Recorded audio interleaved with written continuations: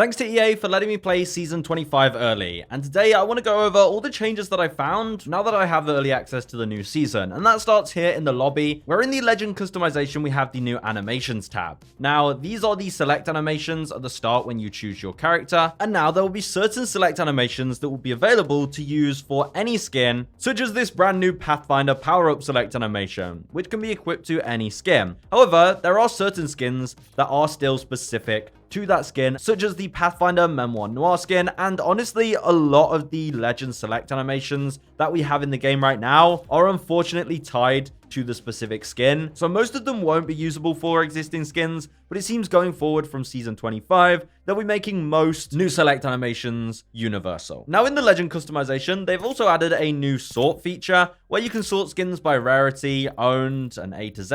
And while we're here, here's a quick preview of all the upcoming event skins in the new Death by Design milestone event dropping on Tuesday. This is the Pathfinder Bougie Bot skin. We also have this Bangalore Legendary skin.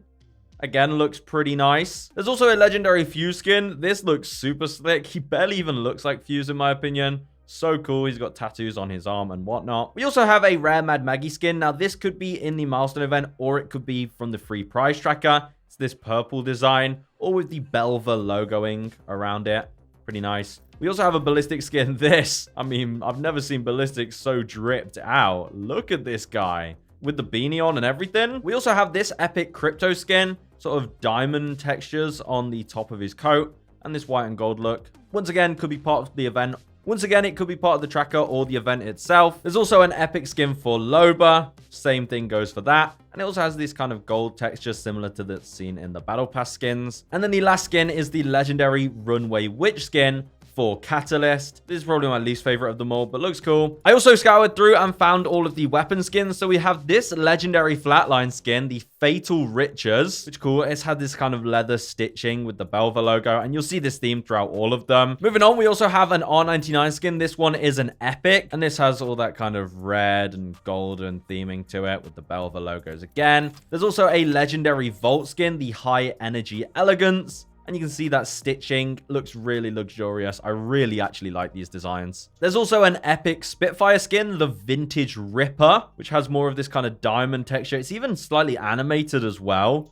which is pretty nice, and more of this kind of bronze styling on this one with the blue. We also have the legendary Accented Elegant skin for the 3030 repeater. This one has more of a green color scheme. An epic skin for the Charge Rifle, pink and gold theming on this one. We also have a legendary longbow skin, the Farsighted Precision, once again with kind of this blue theming. For the pistols, we have a legendary Belva Beauty RE45 skin. And we also have the Prime Shot Mozambique. Again, you can see the Prowler on the logo there at the front. And there's also a legendary Peacekeeper skin, the Class Action skin.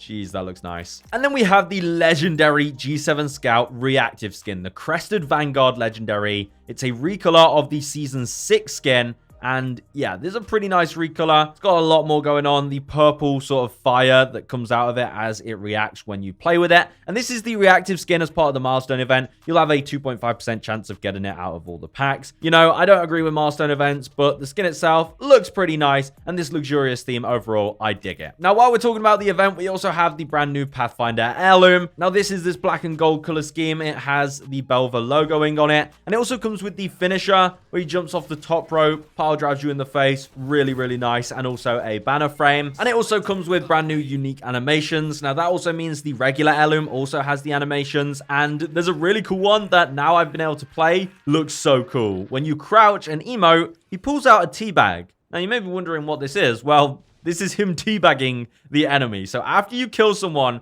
with Pathfinder, if you have the heirloom, just drop a teabag on them. Quite literally, I think it's absolutely incredible. Of course, there's plenty of other animations featuring Ash's rat, things like that, just to make the Pathfinder Heirloom feel just that bit more special.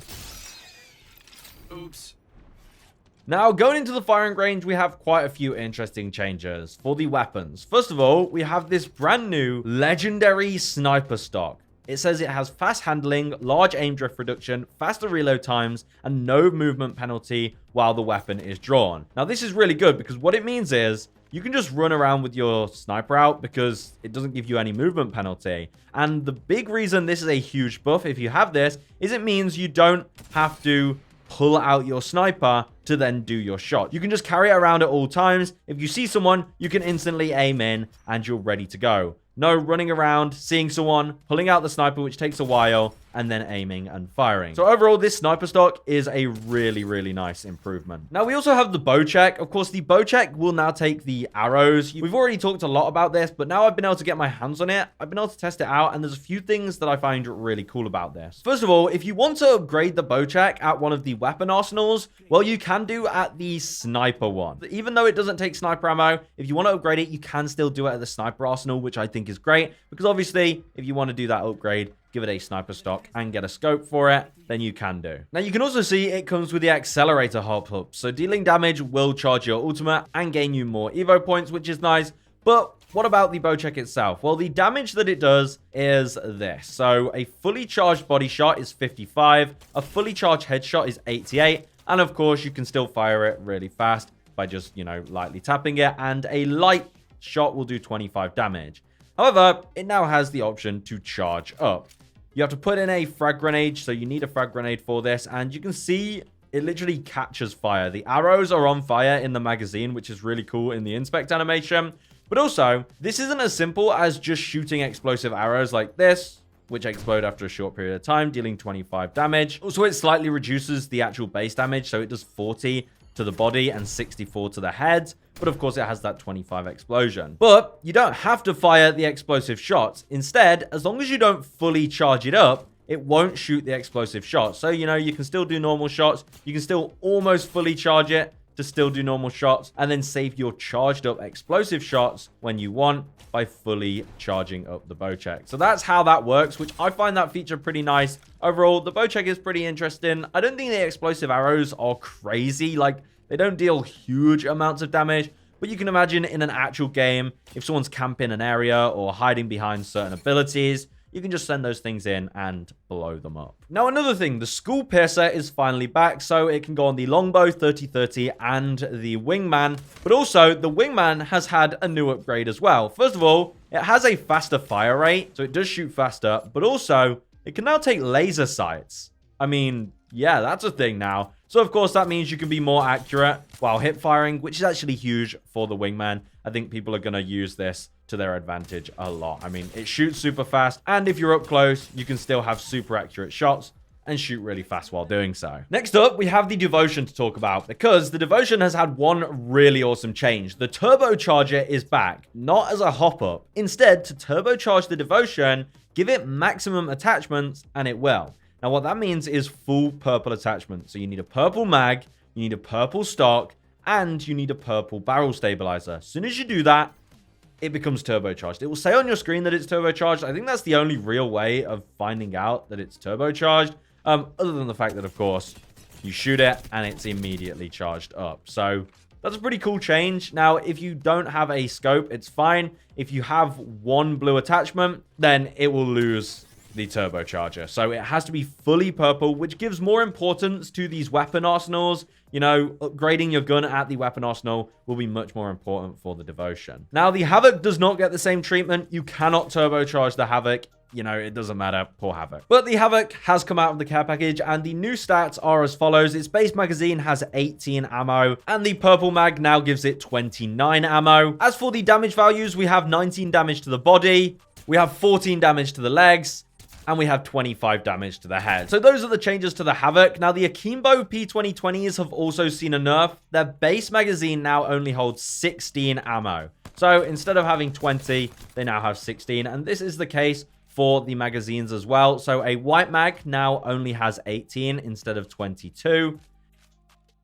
A blue magazine now has 20 instead of 24. And a purple magazine now has 22 instead of 28. So a lot less ammo on these things, but I mean, they'll still shred, but that is quite a big, significant change. They also increased the fire rate of the EVA 8. However, they reduced its damage per pellet from 8 to 6. So now, it doesn't do headshots still, but a full damage is 48. So 48 maximum damage being 6 damage per pellet. And the R99 has seen a very small nerf. Its headshot damage has been reduced from 17 to 16. So very small nerf there. Damn, this skin looks really nice. This is an epic skin as well. Holy.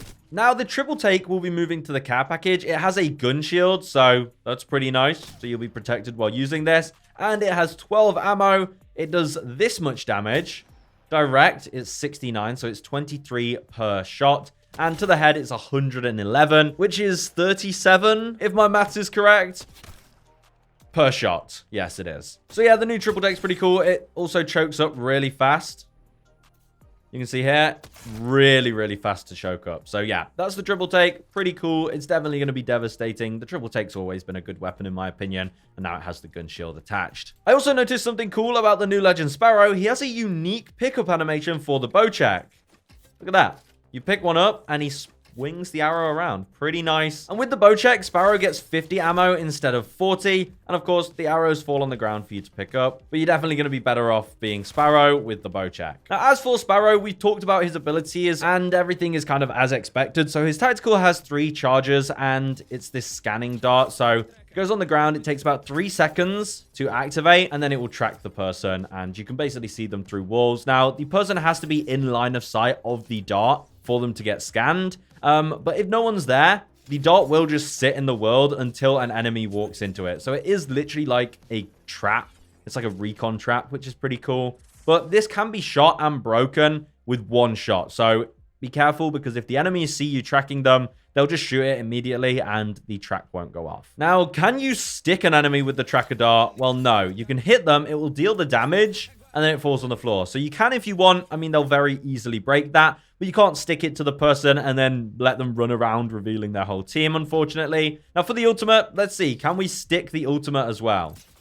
So you can deal damage by hitting them with the ult, which is interesting. But it will still bounce off.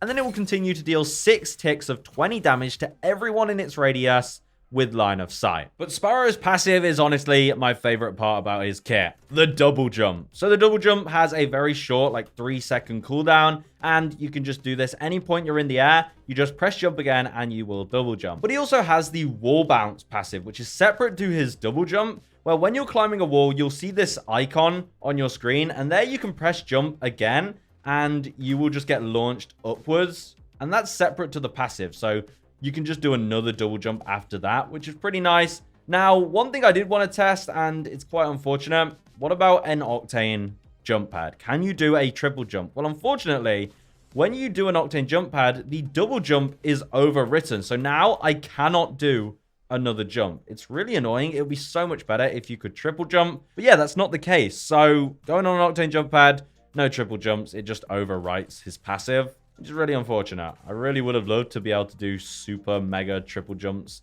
The Octane Sparrow combo would have gone absolutely crazy. Now, most of you are probably excited about the return of Arenas. It's back as a limited time mode, but I believe it's staying during Season 25. And we will also get a 1v1 version of Arenas, I believe in Split 2. But Arenas has some pretty nice changes. Now, it ends after 3 games, so it's pretty fast-paced. It's really, really fun. And the shop is also slightly different because you get all your healing items as standard, so you don't have to spend money on those. You can get all the new weapons. And after you've purchased a weapon, you can no longer buy that weapon again in future rounds, forcing you to use different weapons, stopping just one weapon from being meta for Arenas. Also, they do like flash sales where certain weapons are discounted, which is really, really cool, allowing you to go for a different kind of combo and get the most value. Also, in the care packages, you're actually able to get some really exciting items. Especially during the later rounds, you can get boost kits out of care packages. Yes, the boost kits from the LTMs that give you an extra perk, like shield regen when you deal damage. I don't know fully how much stuff is in here, but you can also get the Buster Sword